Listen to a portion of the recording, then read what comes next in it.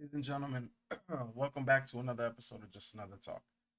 And if you didn't already know from the thumbnail, the kid on the thumbnail is Nick Fuentes, and he came up out of nowhere. Honestly, I heard of him previously, but it was all negative things, very bad things. You know, he's a racist, he's this, he's that, and so recently I've watched a little bit of him, and I decided to make this episode just to kind of show what I found and also my thoughts as per usual, like I usually do on every episode. But I wanted to start off with this video I found of him, which is fairly interesting. Let's just put it that way. Let's hope YouTube doesn't go ahead and stop this stream either. So without further ado, let's jump right in. Good evening. My name is Nicholas J. Fuentes. Welcome to the 2014 Speech Team Regional Performance. Since the day Trump entered the political arena, the American right wing has become unrecognizable from itself today. The Republican Party insisted for decades that it was made up of colorblind meritocrats who treasured the consent-based morality of the West and the free marketplace of ideas that it offered.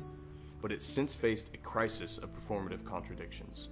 And the most incriminating yet somehow previously undetectable issue that's shattered the current right-wing lens is the nation of Israel. And at the age of 18, one kid pointed this out and he saw his entire world collapse around him. No mercy was given and no good faith rebuttal was provided. The response to these mere questions was an orchestrated, malicious, controlled demolition of a child's life and reputation. And if anybody mentioned this extreme reaction, it would only confirm their own personal involvement in the heresy. And so, as intended, nobody came to his defense.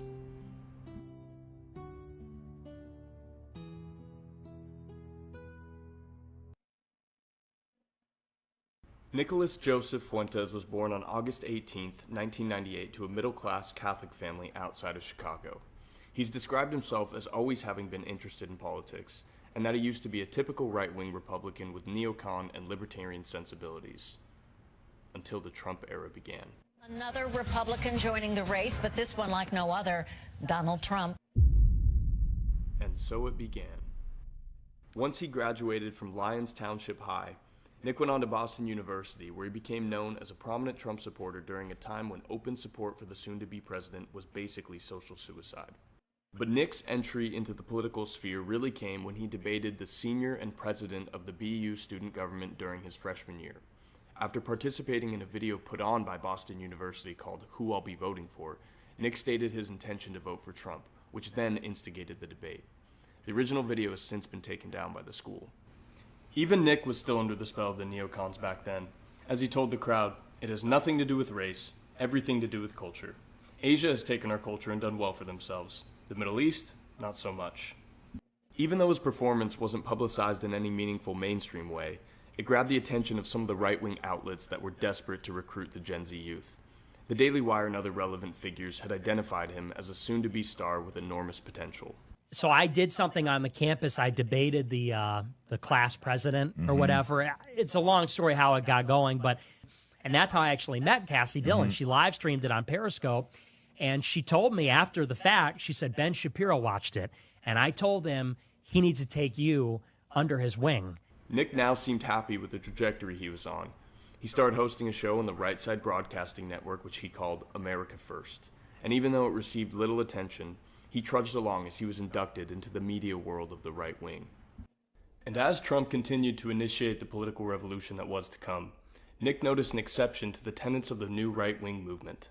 It was an exception that was made without reason or even consistency. The unconditional support of Israel. And the show wasn't even big. I had like 100 live viewers. I would get 1,000 views per episode. But they were on top of this. And even Ben Shapiro, he quote tweeted one of my tweets and said, because I said something to the effect of, if you're Mexico first, live in Mexico. If you're China first, live in China. If you're Israel first, live in Israel. And he quote tweets me on Christmas Eve and says, well, that's the surest sign you're an anti-Semite. And I actually remember this is probably one of the first times I heard about Nick.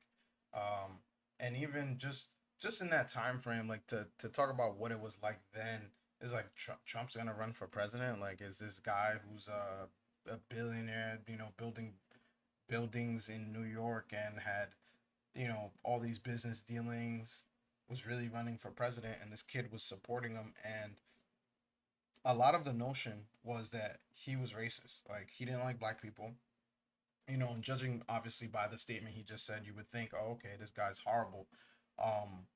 But I think from where he was then to where he is now and how he's explained some things have changed. Now, I'm not sitting here defending him, and there are a lot of things I don't agree with him, that I don't agree on with him, but there are some things that make some sense, especially when you speak about the country that you live in and supporting your country and being America first. So that was one of the first instances where I was like, wait a second, what is this? What like, at that time I was like, whoa, who is this kid? This is, some of these things make sense, but then you have such a large segment of the population and mainstream media saying complete negative things about him that it's like, oh, whoa, yeah, he's got to be toxic, he's bad. Is to accuse a Jew of dual loyalty. And I'm sitting there like, it's true. You do have dual loyalty. He then began to see the response to any criticism of Israel or any Jewish person more generally as being smeared as inherently anti-Semitic. This was a foreign country with a higher average living standard than the United States that the U.S. was sending money to, while the MAGA movement claimed to be against foreign aid. Americanism, not globalism, will be our credo. The American people will come first once again. Israel was also proudly an ethno-state, while the broader Republican world had been desperate to reject any form of racial exclusivity. Because it has nothing to do with race and everything to do with culture. I don't believe that our unifying principle was ever race, skin color, ethnicity. Our unifying principle was essentially a doctrine. It was a doctrine of human rights. Nick asked the questions. What was going on with Israel? And isn't this style of support for them contradicting our principles? I said, why does the United States give Israel $3.8 billion per year? What do you make of this whole arrangement? I said, is it because they are our closest ally and I'm missing something? I said, or are we being lobbied? And there's this deep contradiction and double standard, and it's obviously being enforced by foreign influence and money. And I remember they hated the line of questioning. And when you say they, you're referring to this friend group? Yes, okay. This Daily Wire friend group. They were all writers there, and you could still find their articles online. And they, at first it was sort of playful. They said, oh, haha, very good. They almost thought I was joking. They said, oh, it's very funny, but you really shouldn't ask that, they would say. They'd say, there's a good answer for all those questions. They'd say, but the way you're asking it is anti-Semitic, they said. And we're happy to talk with you one-on-one in person, like they're going to teach me how to ask the question. They said, because the way you're saying it, it sounds hateful and it's wrong. 6 years ago to the day, I did a debate on Twitch. They banned me on Twitch because I did so well, and they changed the terms of service to do it.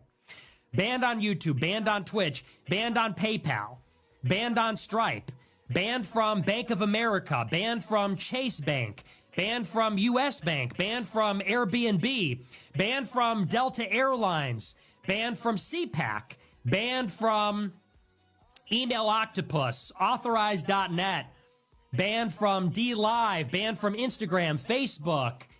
I've been banned from shit you haven't even heard of. But what really... And that's actually another really good point right there, where it's like, hold on a second. You have this guy in this country, which is the United States of America, who speaks, he's fairly articulate. He's very articulate, understands he understands his, how do you say that? He understands his topics and how he's trying to explain himself very well, right? But you have this person who is essentially banned on everything because of the words that he says. Now, if we live in a free country, you would think, okay, well, that person should have the ability to say whatever he needs to say, as long as it's not inciting violence, which we have laws for that. If you incite violence, like screaming fire in a crowded movie theater, and people unfortunately perish away because of that, you obviously are held liable, right?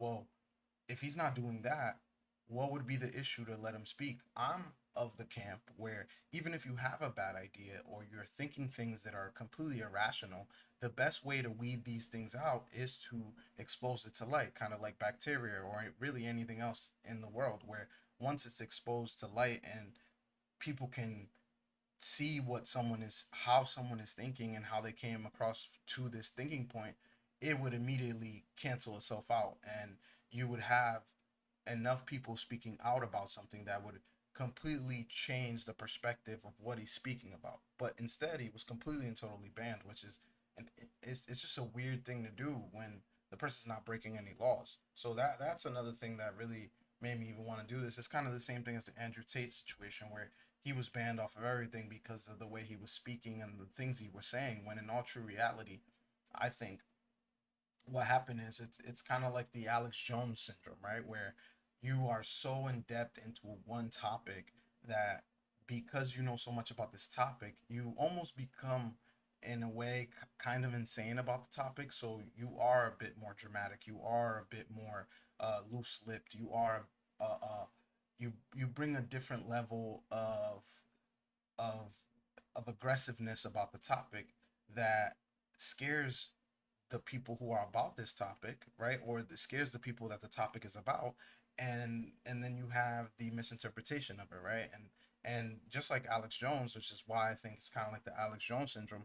Just like Alex Jones, he's he gets things wrong. He's gotten a lot of things wrong, but he's gotten things right. And I think that's where for me at least, that's where the line is. It's like, hold on a second. Like, I'm willing to say all this stuff is kind of, or some of these things that I outlined here are crazy, but we can't say everything is crazy. Some of this stuff actually makes sense. And because it makes sense, why not look into it that much more?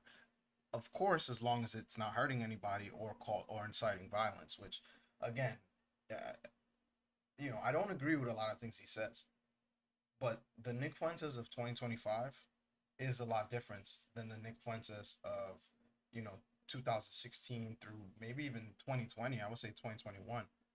What gained Nick Fuentes' infamy was not his quarrels with the right-wing youth-centered outlets. It was his involvement in what was eventually portrayed as the true yet hidden underbelly of the Trump movement. When did you get to 100%? When did you know this is something that I have to do for yourself? Charlottesville. The Unite the Right rally in Charlottesville happened in August of 2017, and it gave the media a great opportunity to skewer the growing support for Donald Trump as the very thing they wanted it to be all along, a Nazi-like fervor. It was also a wonderful photo op. Nick was publicly scrutinized for the participation and damned as the worst thing you could possibly be, a white racist man. Having now been stripped from the mainstream track he had previously been on, Nick started That rally for Charlottesville, that was crazy. Like, I don't even, I'm not even mad at people who look at that and be like, oh no, he's definitely racist. He's, Nazi like and these things. I can understand how someone can look at the outside of that and be like, whoa, this is not it. This is not my guy. This is not somebody I even want to listen to. But I think that was a point where you realize how everything is connected and how things are like for example, at that point, like the video said, he was banned from everything, and it's like, to ban someone from everything for words, to me, is a wild thought process. It's just wild. Like, I'm all about, free speech. I'm all about free America, and I want to hear as many opinions as possible. But up until that point, I think you had that demonstration the way that it turned out because it was a set of people, and they just happened to be white, who organized and were pissed off at, the previous 8 years that we had as presidency. And we're really honestly just pissed off at America overall because of how bad it had gotten, from the perspective of, like, if you're white, you should be upset at your history. You should, cower to minorities and kind of all the craziness that went on from really I would say as early as like 2012, all the way until, Trump was elected in 2024. started uploading his show to YouTube in 2017. His viewership was not spectacular, but his following slowly grew over the next few years. He would soon garner what has been described as a cult-like following, and these followers are now widely known as Groypers. Nick left Boston University once his freshman year ended, and he remained in the underground of the right wing as he was harassed and publicly smeared as a Holocaust denier and anti-Semite. But the questions being asked were legitimate, and the dismissal was not an answer. And that is what has become so obvious, that still, no one seems to want to give him an answer. And, this is something that maybe is helpful to explain my mindset. I'm waiting for someone to prove me wrong. I'm pushing on all these narratives, the foreign aid, the Iraq war, all of it. And I'm waiting for someone to tell me, here's all the evidence, the obvious evidence that it isn't all just a big thing. Mm-hmm. It's not just a big conspiracy. And I'm asking in good faith, where is that evidence? Cassie, my friend, and all the rest of them. And instead of getting an answer, I'm getting blocked. I'm getting tattled on. I'm getting clipped out of context. They're selling me out to the left. I'm getting called names. Even with the terrible news coverage, he persisted with a nightly show without any help from a single mainstream right-wing outlet. And he kept asking the questions on the subjects that no one else would touch. And I would even say that the Holocaust falls under this category. When I hear these stories about gassing your own people, stealing and kidnapping hundreds of thousands of kids, bombing orphanages, cutting babies' heads off, it reminds me of all the stories about the Holocaust. Do you even know all of them? They say, for example, about the Holocaust, everyone knows the basic story. I always get grilled about it. They say, do you believe that 6 million died? Do you believe that they used gas chambers? And do you believe that it was a systematic extermination of the Jewish people? Those are the three concrete claims about the Holocaust that they enforce. But did you know that claims have been made by Holocaust survivors at various times in history that go far beyond those three things? Some have said, for example, that Jews in concentration camps were masturbated to death.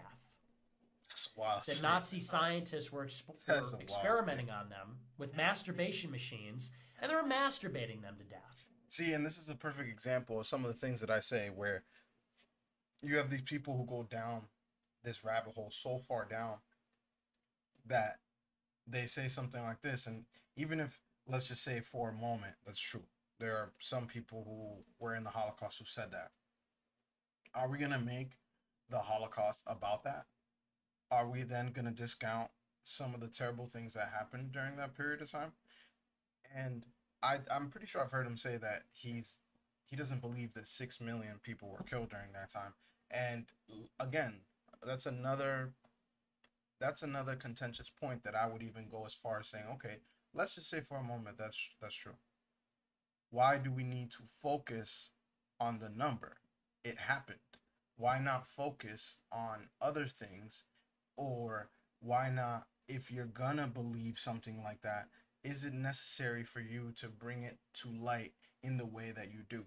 And I think that's part of the reason that he got banned. That's part of the reason why so many people are upset at him, because it almost feels, and I can understand those people who went through that or have family members who went through that, because there's still people who are related to those people. They're first generations, right? Even some second generation people as well. So I can understand the feelings of those folks to be like, yeah, like, this is messed up. Why are you saying it like that? Why are you talking about it like this so callously? Now, one other component that I'm big on is, yes, history is history. Things happen. Victory is written, the history is written by the victor. We can't completely debunk some of the things we've been told. There are some things that we can, and I'm not speaking about the Holocaust specifically, but just in general when it comes to history. There are some things that you can look at and be like, okay, well, that doesn't make sense because of XYZ. Now there are other things like the Holocaust that you're not going to gain any traction by attacking that. If anything, you're going to lose even more traction. And again, that's why I think Nick Fuentes of 2015, 2016, and Nick Fuentes of 2025 is two very different people. And again, like I said before, and I'll say it again, I'm not defending him, but I'm noticing a difference. And I have other videos that I want to show you guys, but we're going to finish this one up first. We got about 10 more minutes, so let's get to it. Do I have to believe that? Since he was now essentially blacklisted from mainstream conservatism, he began building what has now become a parallel right-wing movement. It rejects the pluralistic, classically liberal modern right and cultivates both a nationalist and racialist ethic that's predicated on Christian priors rather than the libertarian and market-centered presuppositions of the more palatable new right. He even started his own annual event called AFPAC, this being a response to his banning from CPAC and Turning Point USA events. I think I was in Orlando. I remember you kicked me out there too. I probably did. Or maybe it was Dallas, I don't remember. Ben, it's great to see you. Why did you give a 45-minute speech about me at Stanford, and you won't even look at my Come on, I'm right here. He spent the next few years in the underground fostering a larger following while also completing his associate's degree. But it was in 2020 that Nick would receive another targeted lashing from the powers that be. Fuentes was at the Stop the Steal rally at the U.S. Capitol on January 6th, where he helped stir up the crowd. And while he never entered the Capitol itself, that didn't stop the government from coming after him. The persecution then continued as Nick was permanently banned from YouTube and he was forced even deeper underground. Nick was able to find some autonomy through the online platform called Cozy TV, where he aired his show following the ban. Once the free speech website Rumble increased in relevancy, Nick started uploading his America First episodes there. His following began to snowball, and as his prominence grew, we saw one of the most surprising collaborations of all time. Ye, the artist formerly known as Kanye West, posted that he was in communication with Nick. And after Ye had his own public denunciation of Jewish power, they came out together on multiple occasions for some very viral moments. Yo, you know I'm here with my white supremacist homeboy, Nick. We back. You know, this was a crazy time too. Even with the stuff with Kanye, like Kanye's a whole another level of, I don't even know if I should call him crazy at this point. I'm not sure. I think, you know, one of the things Kanye did say was like, hey, I was just trying to get out of my brand deals, and I got out of them by spewing a lot of the things that he did. Now, if you look at Ye's track record, maybe he's smart, but I definitely think that there was something wrong with him. And this point in time, you know, where Ye and him teamed up, there was a lot of things that were being said by people and that were not only aggressive, but they were things that were said to a point where it's like, again, there's no need to say that, or there's no need to talk about that. There's no need to bring this thing up in this light, because all you're doing is you're adding fuel to a fire, because you're talking about a topic that's not only controversial, but you're also almost nullifying said topic, right? Now, I'm all for speaking the truth. I'm all for looking at things from a neutral standpoint and trying to figure out what is what. But when you essentially look at a topic and you attack it from one side and one side only, you find yourself in this space where now you have people who are part of this radical side that are going to clamor to you because you're speaking their language, while most people in the middle are going to look at you and be like, yo, you're crazy. And then you have the left side of that, right? And I'm just so happen to use left and right, not trying to say any political, I'm not trying to name any political names. It just happened to be left and right. But you have then the other side of that, which would be the left side, which is, and they have their moderate, they also have their extreme. And now you have the situation where you have the middle, the moderate of the left and the left, who are radical, all coming at you, and you get what you get, which is being banned from every platform because you're not looking at things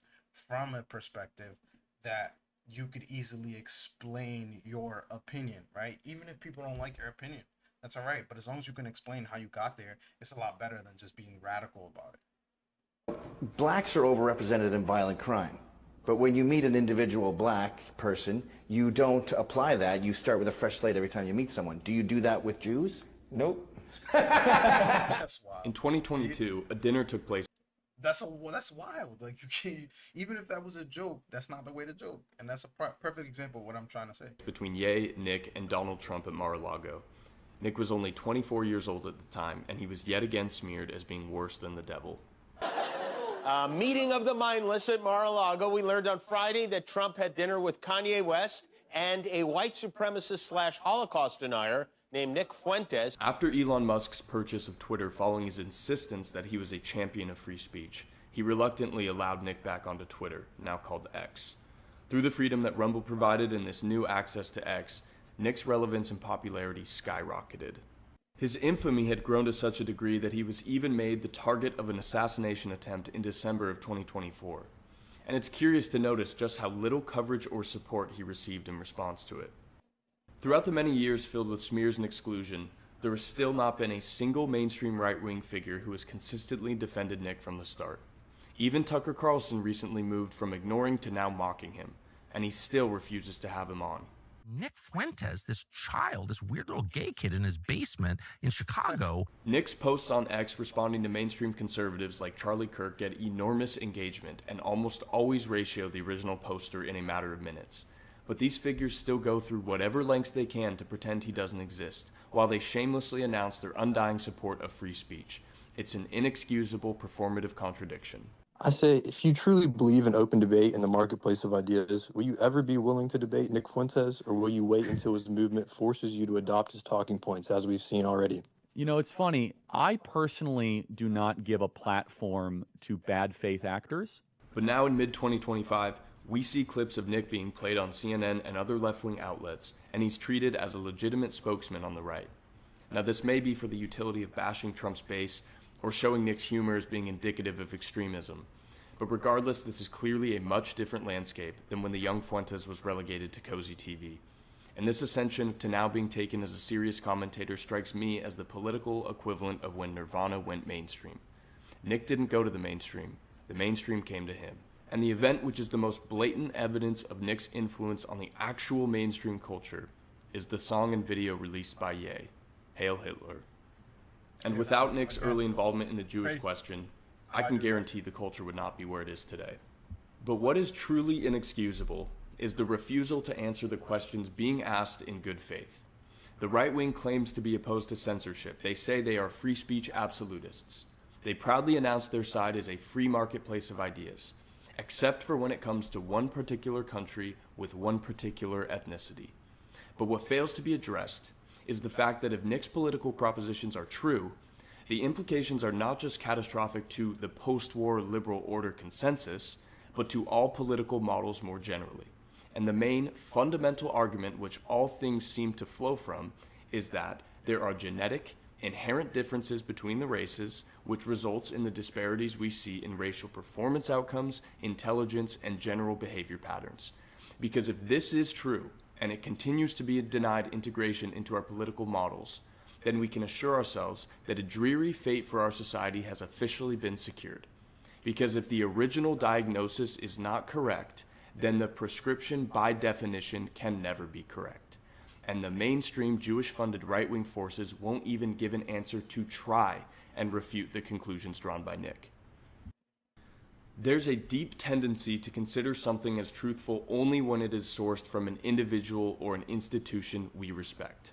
Just revisit the advice given by the ordained experts during Corona for endless evidence of that, or the article from George Clooney which then directed the acceptable discourse on Biden's mental state. But truth does not lie in a person or an institution simply due to who or what the vessel is. Truth is demonstrable in one thing only: predictive power. Nothing else matters. No credential, last name, or job title counts for anything. Accurate, consistent predictions are the only measuring tool for the evaluation of truth. And if any model that is being used to predict continues to be accurate, it must be in some way rooted in truth. And what cannot be denied is that Nick Fuentes' political model has made consistently accurate predictions.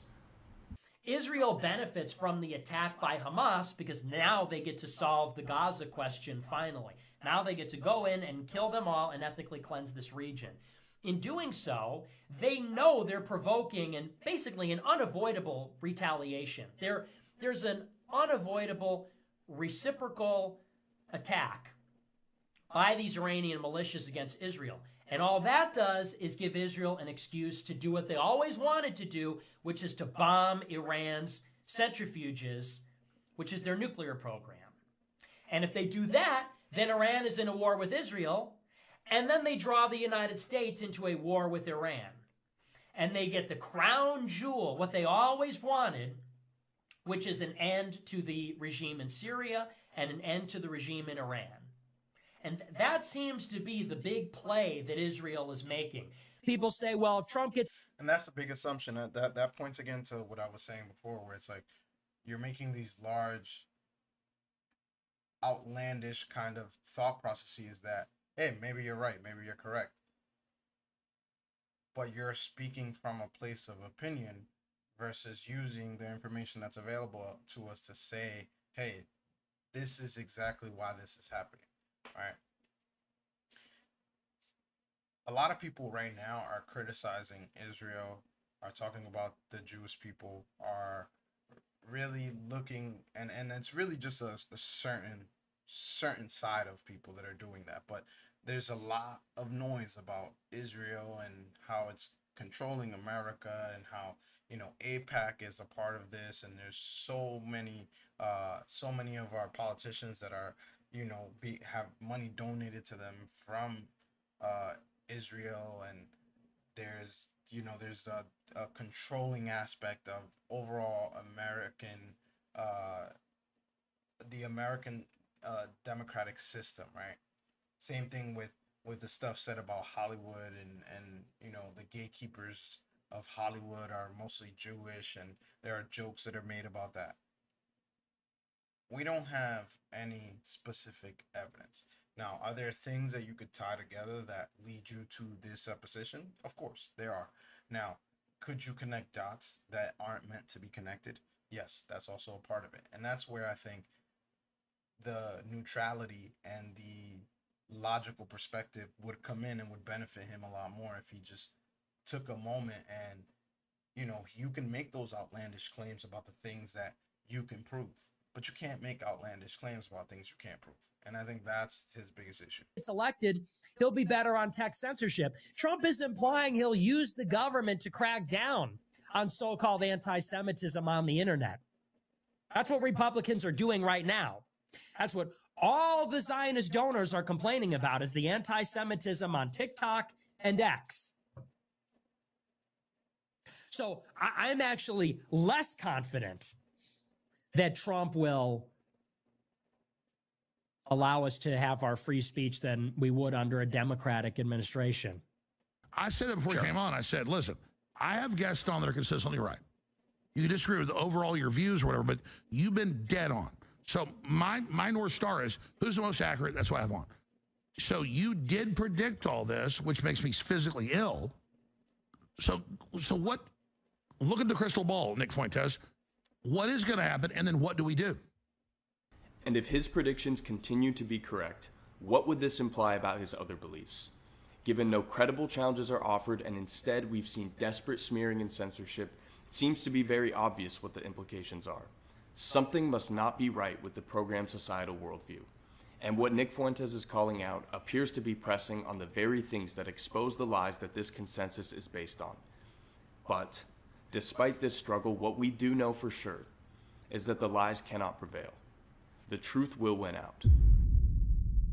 And the only reason that I'm telling you this now is because if anything happens to me, this is what you need to do. The project of the free people of America, the project of American sovereignty, of Christian nationalists, of anybody that cares about our independence, as the 1776 movement, as the new American Revolution, is to, just as they started newspapers and campus groups and book clubs and published books and made movies, we need to expose what they are doing in the same way. And the reason I'm telling you all this now is so that you can finish it if I can't. Because I won't even let death stop me.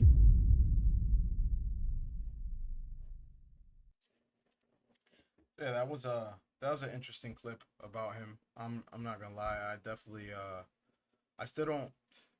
don't think he's a racist.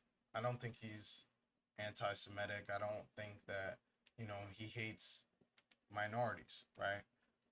I think that he's taken an aggressive stance on his opinions, and he's allowed to have his opinions.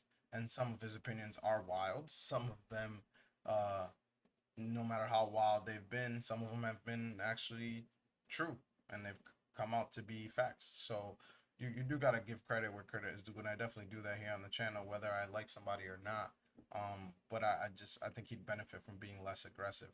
Now, one of the things I wanted to point out too was there's a lot of people who are genuinely against him, and they're at a very high level. So I wanted to actually play this clip right here of Patrick Bet-David, who, if you don't know, he has a podcast. He's I would consider him exactly what a capitalistic society would expect for you to become if you know put your all into business, right? He's a business owner. He has a podcast. They do, they speak political stuff. They speak about pretty much almost anything and everything. But they take on tough topics. And he actually just spoke to um, the Prime Minister of Israel, Netanyahu, or whatever, however you say that. And I found that kind of interesting from the perspective of that he's gonna talk to him, and he did give him some tough questions, but there weren't any. I felt like it was a soft interview, and Patrick is known for doing hard interviews and asking tough questions and interviewing both sides of the aisle, not having a problem with anyone. But he said on multiple occasions he will not bring Nick on, and I wanted to show this clip of why he said he wouldn't bring Nick on, which I would like to see him on there because it'd be a great debate. Patrick's team does their research, and so I know he'd have a lot of questions, and I know they'd agree on a lot of things as well. Would you be willing to have a controversial character on your show like Nicholas J. Fuentes? Would I be? Let me tell you what I don't like. Okay. What's the purpose of saying the N-word over and over again? Tell me how that helps. You think you're somebody because you can get up and drop that word over and over again? Let's just say you want to have a good family and you live a good life, you want to have kids. You want your kids to see those reruns of you talking like that? I mean, listen, my son uses a certain word I don't even like speaking like that. Now, is he smart? Is he intelligent? Does he have some ideas? He does. He's a very good communicator. For me, though, if you want to have some time with me, the basis, very simple basis for me is respect. If you bring respect, I'll talk to you. If you don't, I can't do anything good. Thank you. See, and I think that's a bit disingenuous from Patrick because he had Charleston White on his podcast. He had Andrew Tate on his podcast multiple times, right? And Andrew Tate at the time he was alleged to have committed crimes against women, right? And Charleston White, if you don't know who he is, I mean I did an episode about him before. And he's just an interesting character. He says the N-word all the time, and he's fairly articulate, and he has ideas that make sense. But again, comparing Charleston to Nick Fuentes, who's a lot more articulate, knows a lot more about the landscape, and would, of course, bring a ridiculous amount of views. And I know Patrick is a capitalist. He cares about not only the bottom line, but he cares about making quality content. That would be a very good interview. So for him to say that because he says the N-word, it's not okay and he needs to come with respect, like I'm pretty sure Nick would have no problem in not saying the N-word on his show, the same way that Charleston didn't say the N-word, the same way Andrew Tate didn't say the N-word, and the same way that I'm sure other guests he's had on the podcast has respected his platform. So I think that's a weak excuse. And I think Patrick's running from it. I think he's worried that he has a lot of people who might be Jewish or from Israel, right, or are tied to Israel, that would pull his card if he had him on, would be very upset with him. And he cares a lot about money. His podcast is all about money. They don't take sponsors, and they sell their own merch because they care about what they present as well as they care about their bottom line. So I think that's one of those things where, again, going back to one of the biggest reasons I do the podcast here and I do the show is because I'm looking at everything. I look at even things I don't like, things I do like. And this was one thing where it's like, wait a second, like this is fishy. This is the same way as canceling Nick Fuentes off of everything, calling him a racist, calling him all kinds of names, and then all of a sudden when you go listen to him, you hear him, and it's all opinions, that are not only articulated, but some of them make sense. And I was actually surprised that I even liked some of the things he said. It's like, how I can't believe that I believed all the things that were being said at the time, and that doesn't change the fact that I don't like some of the things he has said, or doesn't change the fact that he does say things that don't make sense. But it's like, come on, guys. At some point in time, the only way to really understand a thought process is to explore it, regardless of if you like it or not. So I don't know. I think he's missing out on a chance. I think Patrick would make a really good, and yeah, I think Nick Fuentes would make a really good interview on his podcast. But hey, I'm not curating his podcast, so he's choosing not to interview, and there's not much I can do about that. Let's see. Maybe his show will become good again. Yeah, Vinny. So it says PVD interview imminent. Vinny. Okay, what? PVD waking up Adam saying what? Hold on. So true. Tony G sent $30. PVD interview imminent. Vinny Groiper. PVD waking up. Adam seething Jew. Maybe his show will become good again. Yeah, Vinny's been really fair to me. And Patrick Bet-David, I appreciate a lot of the stuff he's been saying. I like these guys. I'd like to do their show. I don't know what the trepidation is, because they've covered me, and I think they know that I'm legit. I think they, after watching some of my clips, I could see they get a kick out of me. I could see they respect some of the stuff I'm saying. So I don't know where that hesitation comes from, but I'd love to do it. I'd love to meet them. They seem like great guys. Even Adam, I don't agree with him, and we didn't have a great interaction the first time, but nobody agrees with I'd love to sit down with all those guys again, and it'd be great to meet Patrick Bet-David. So I'd like to do it. I'm open to it, and I hope they know I'm not a maniac. I'm not going to go on their show and start blasting the N-word. If they've seen any of my appearances, I know how to act like a human being. So I hope that's not the concern.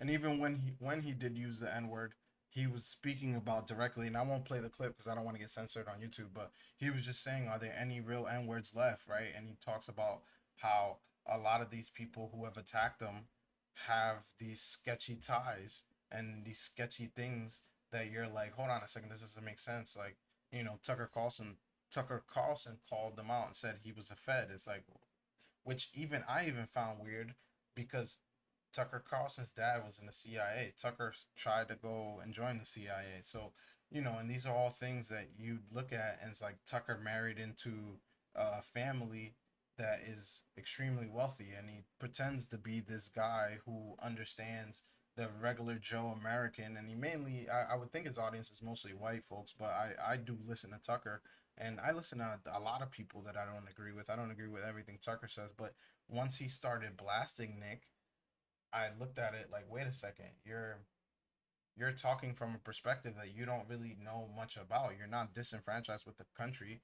You aren't the regular average American, and not only do you have a very famous show and popular show, but you also married into a very wealthy family. So, you may defend a lot of regular working Americans, but there are times where you're out of touch. And that actually led me to look more into Nick and be like, all right, what is this kid? Who is this kid that everybody keeps talking shit? And I watched the Candace episode, and that was like, okay, hold on a second. Candace is usually pretty level-headed, isn't attacking, or isn't somebody who's convinced by the narrative that's been sold.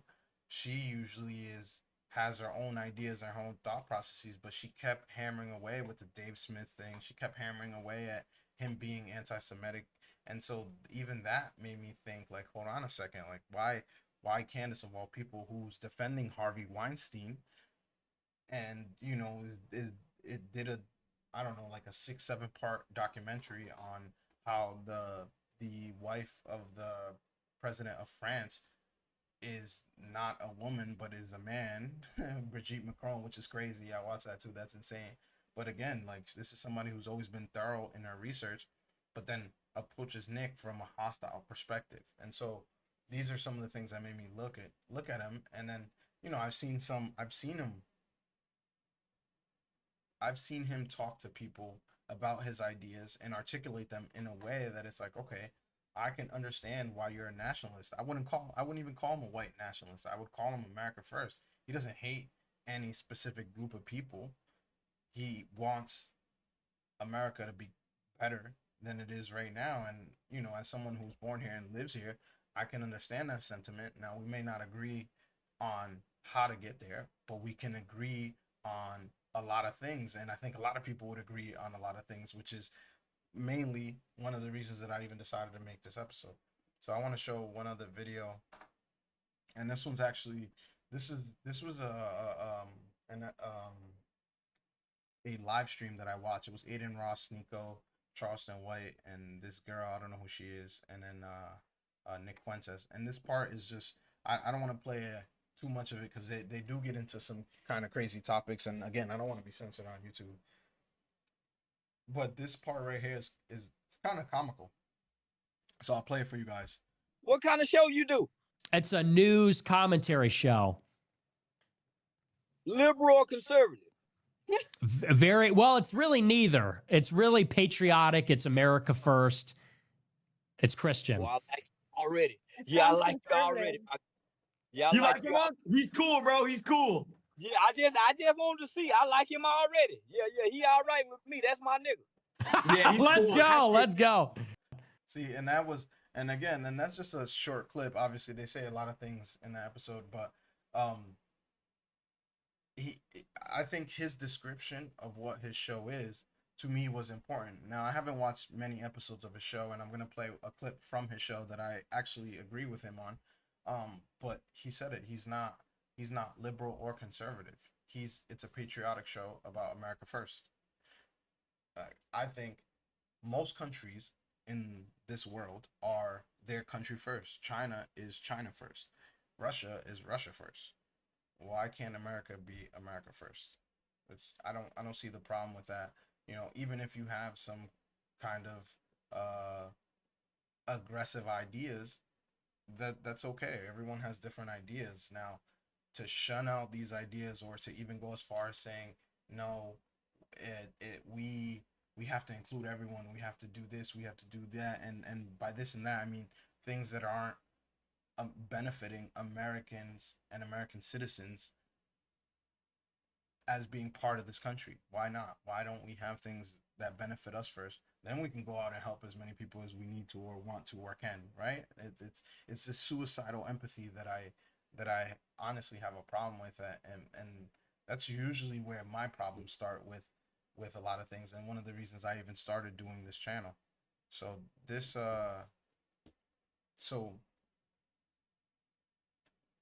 before this next part right here is about this topic that Nick had done on his podcast, and it was about black people. Now, it wasn't, to me, I've said this before, and I have a video on my page about Cameron and Mace. They do a podcast as well, and if you don't know who those two are, they're rappers, and I think they do a sports just a sports podcast. But there was a segment on that sports podcast where they talked about, you know, the N-word, and they said, you know, certain N-words, right, are the dudes you don't want to be, like, you don't, that's not what you want to live around, right? And now I think it's not just black folks. I think you could be white, Asian, it doesn't matter what you are as far as what you look like, right?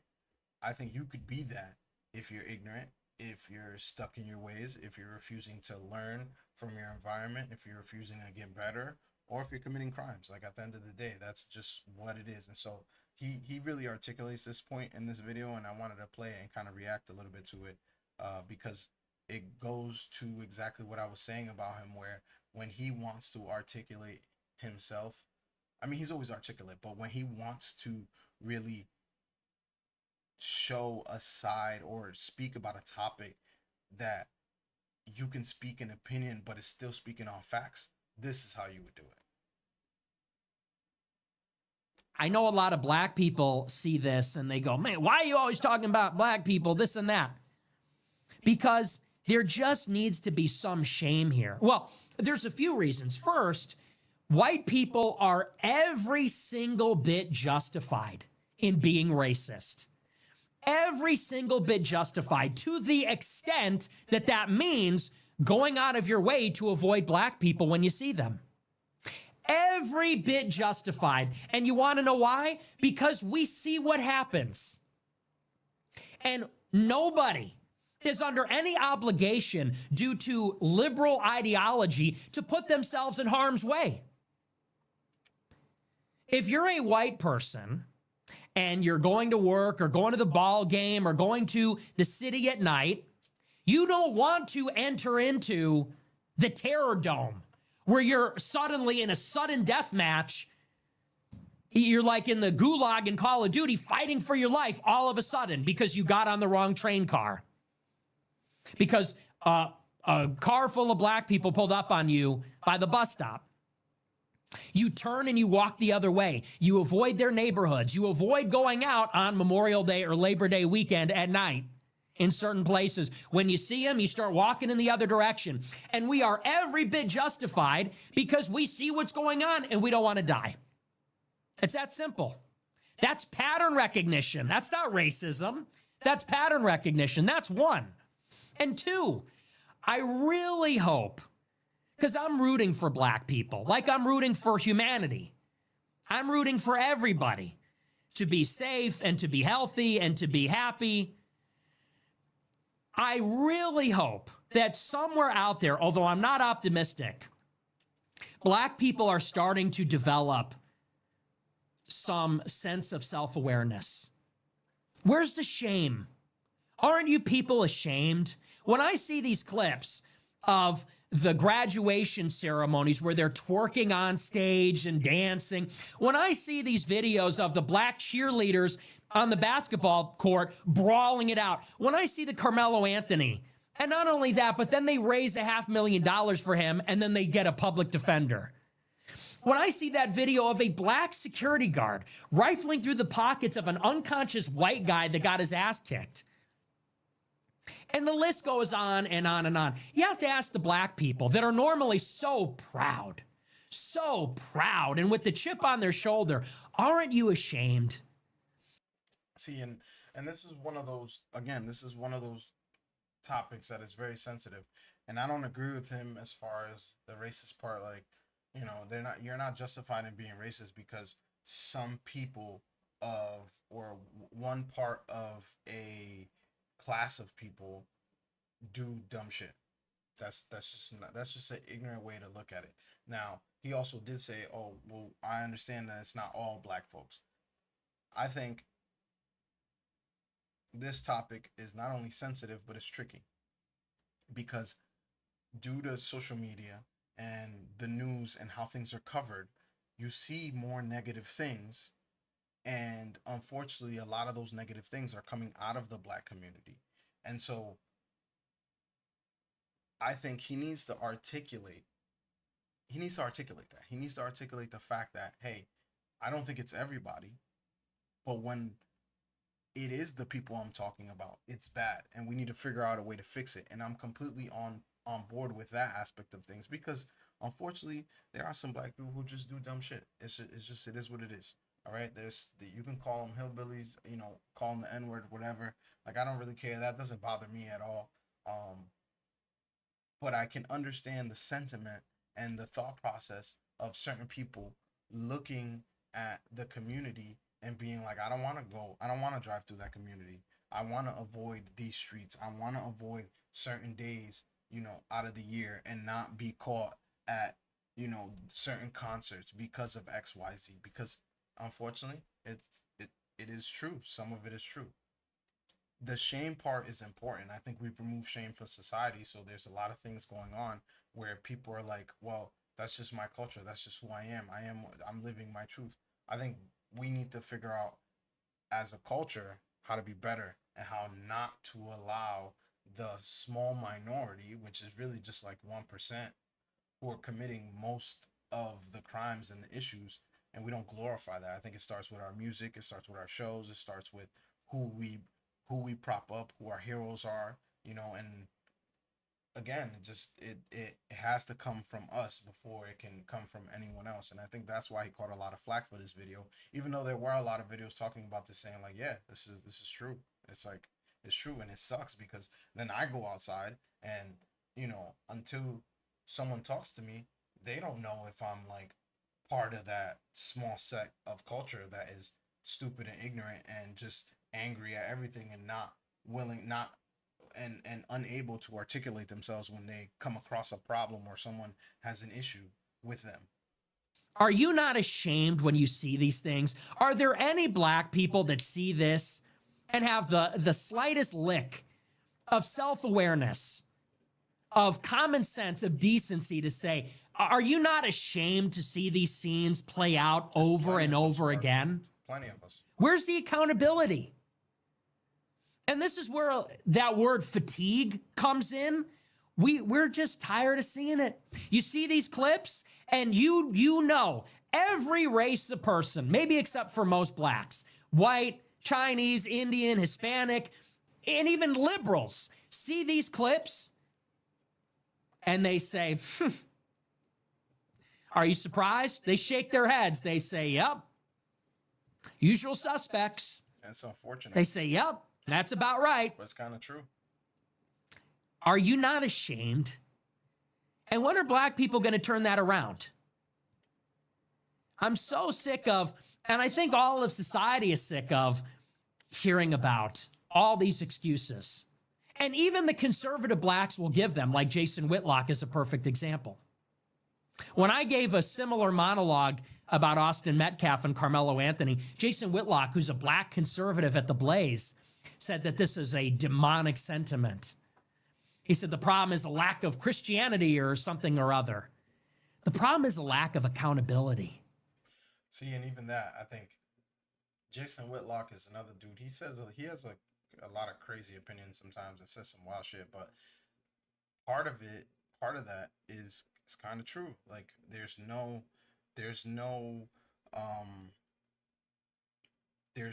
like border, there's no guidelines, there's nothing that we can say are held sacred. Now, a lot of black people, I would think, in my opinion, from the people I know, we believe in God. We hold a lot of values. We have morals, right? But there's a small minority, which is the loudest, that does not.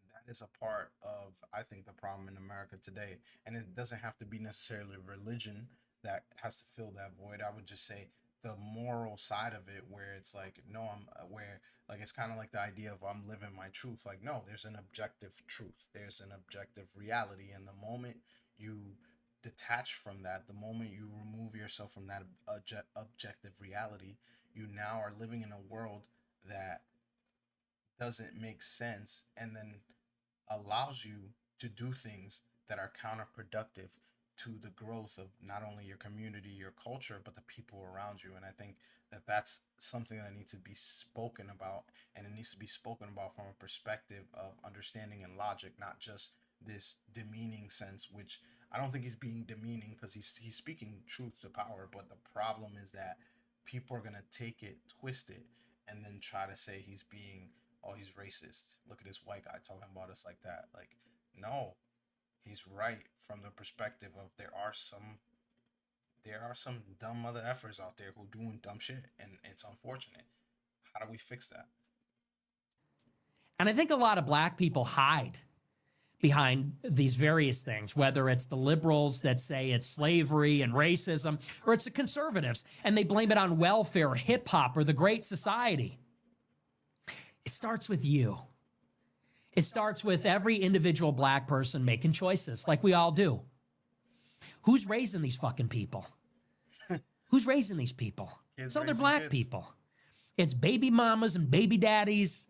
I mean, who's perpetuating this? And who does it benefit to make these excuses and to say it's everybody else? So I see this stuff and look, yeah, we are going to call it out. We, the Americans, we the white people of America, we the peaceful, law-abiding, tax-paying people of America are saying, hey, blacks, get your shit together. Get your fucking shit together. We are fucking tired of you. We are tired of seeing this stuff. It always seems to be you. Do you know that, and I'm just expressing what is a common sentiment. Do you know that everybody thinks that if we snapped our fingers and you all disappeared tomorrow, everybody thinks our quality of life would go up? Do you realize that? I'm just saying it. Everyone's thinking it. I think that's not true. That's not true. Not only is it not true that everybody's thinking it, but if we snapped our fingers, everything would be, the quality of life would go up. I don't think that's true because there's a large set of white people who are who are also stupid. It just is what it is. Like they're uneducated, they're unproductive, and they're harmful to the system, right? So also the part where he says, "Oh, you know, us white people," and then he says, "Well, us law-abiding citizens, us Americans." I think that's what gets under people's skin. You got to be able to not. It's not just white people, because I'm black and I feel that way. I understand that there are people out there who are doing dumb shit. I've seen it all the time. Like I'll be out in public. I'll go to a restaurant. Right. I'm holding the door for the person behind me. I'm saying thank you. I'm saying please. I'm thanking the waiter. I'm leaving an appropriate tip at the table. Right. I don't sag my pants in public. I don't wear a hat everywhere. I try to wear appropriate apparel depending on the situation. If I'm going to church, I'm trying to wear a suit. If I'm having a meeting, I'm trying to wear a suit. I don't smoke, right? I barely drink, right? Now, I'm not saying that some of these things, like smoking and drinking, make you a bad person, but even when I did indulge in some of these things, I wouldn't go places, and I wouldn't drink and act a fool. I wouldn't smoke and walk into a place and it reeks like smoke.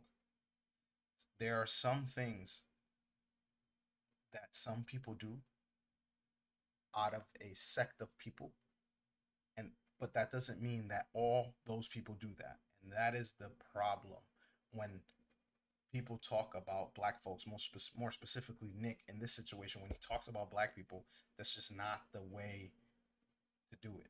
It just isn't. You're not going to get heard. And that's really the only problem I ever have with him. Again, this is the aggressive side of things, where he's being aggressive and he's speaking some truths.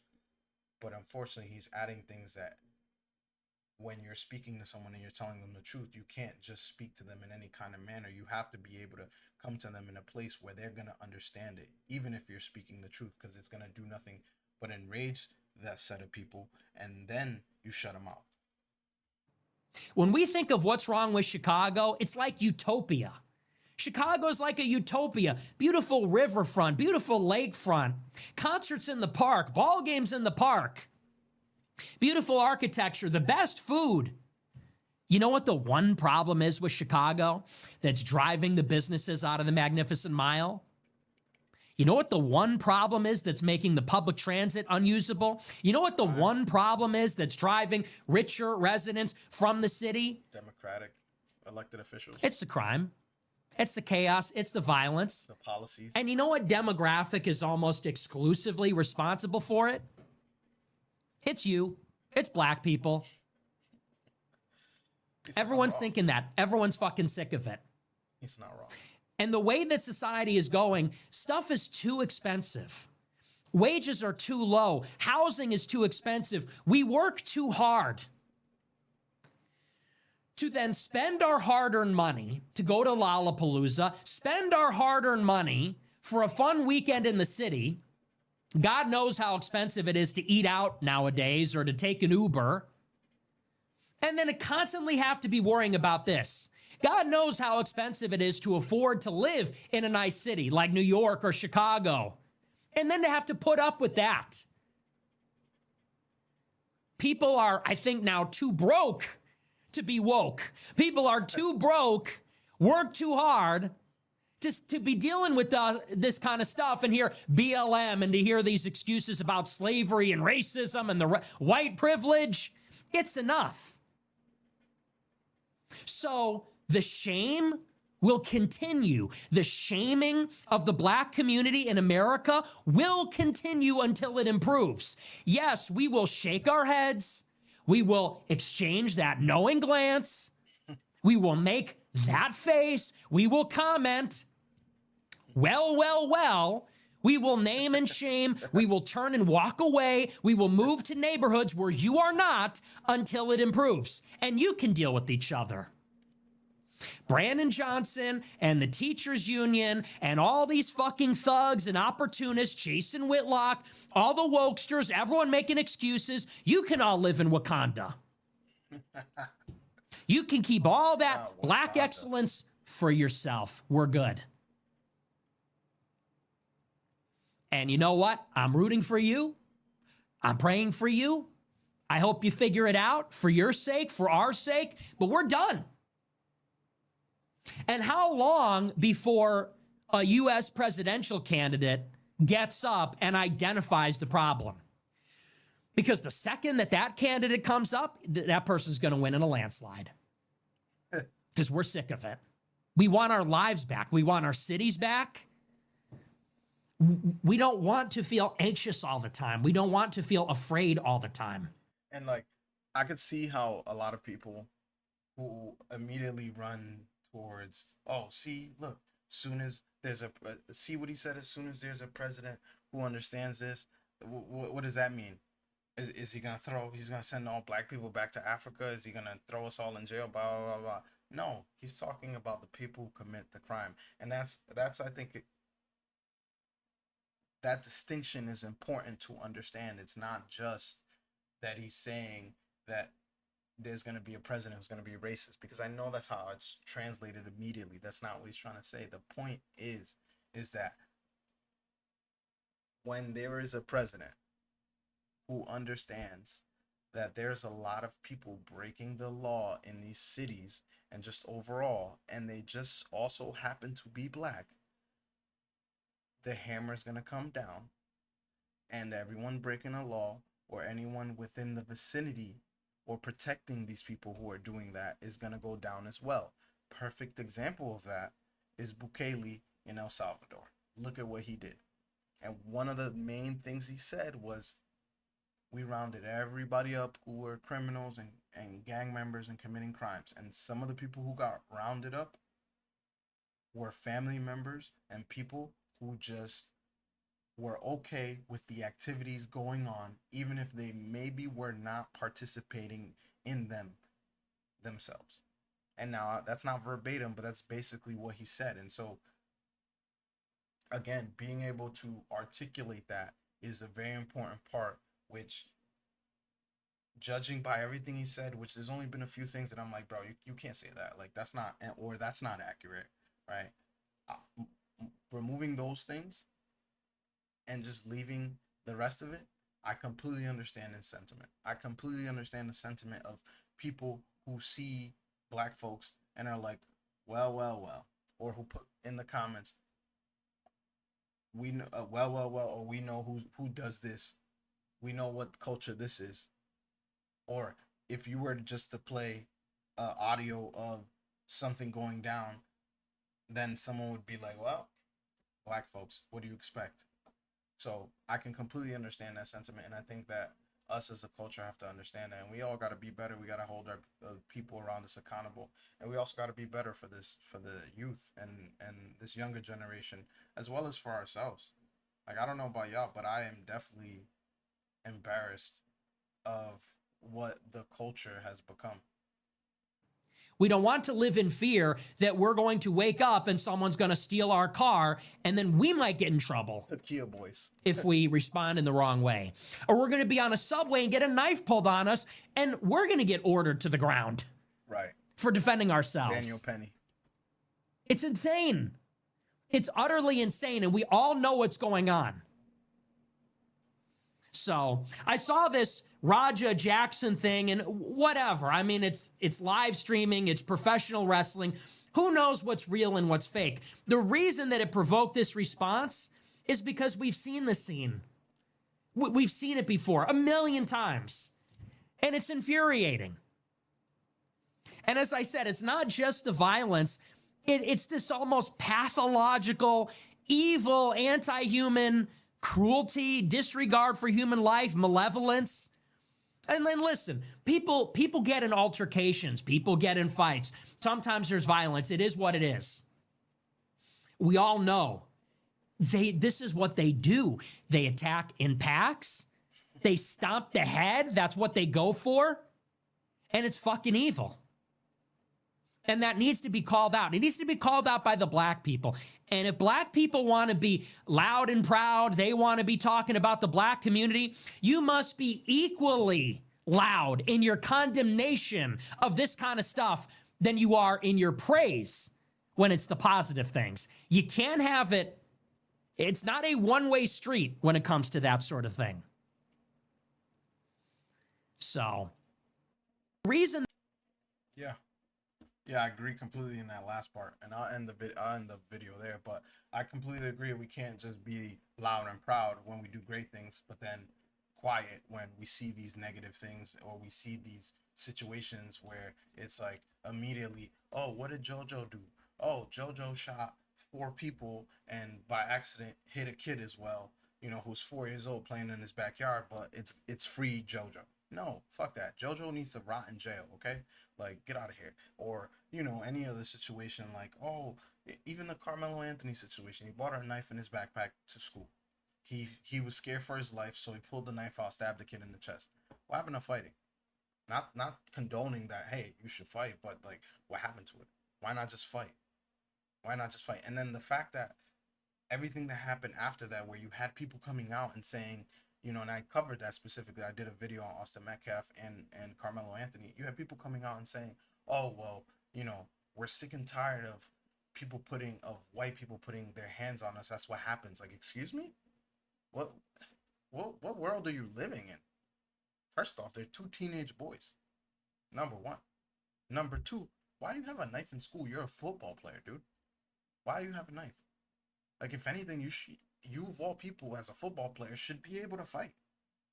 And if you don't know how to fight, fine, don't fight, run away. But to stab somebody in the chest, that's just asinine and wild to me that you would defend that behavior. And the more we allow these things, the more that we are, and I say we as us black folks, the more that we promote this shit, the more that we listen to this music and are about this music and then glorify these negative things, the more tired people are gonna get, and it's only gonna get to the point where it's a powder keg, and then right now it's like, well, I'm giving, you know, like white people. White people are like, oh, I'm giving some black people the benefit of the doubt, but it's only a matter of time till they lump us all together, and then what do we do? Like, I get it all the time. I post stuff on TikTok, and people be like, oh, yeah, I post stuff on Instagram, and I've gotten, oh, you're the white supremacist talking points. Like, shut up. What are you talking about? How am I white supremacist? Because I want to do better. Because I wanna I want to learn new things. I want to be able to get money and have essentially the American dream, which is a house, white picket fence, blue door, right? Come on, like what are we talking about? We all want to progress. We all want nice things. We all are trying to achieve something better. But you're gonna sit here and attack a brother like me while saying free JoJo? Fuck you. Get out of here. That's crazy. But regardless, I don't want to make this video too long, so we're gonna end right here. I want to know your thoughts, guys. Definitely, I see in the chat over here a few people have put. Oh, one person is like, "Oh no, oh boy, not Nick." Yeah, it's an episode about Nick. I wonder what you think. Definitely put it in the chat. If not, leave it in the comments. I want to know what you guys think. And until next time, ladies and gentlemen.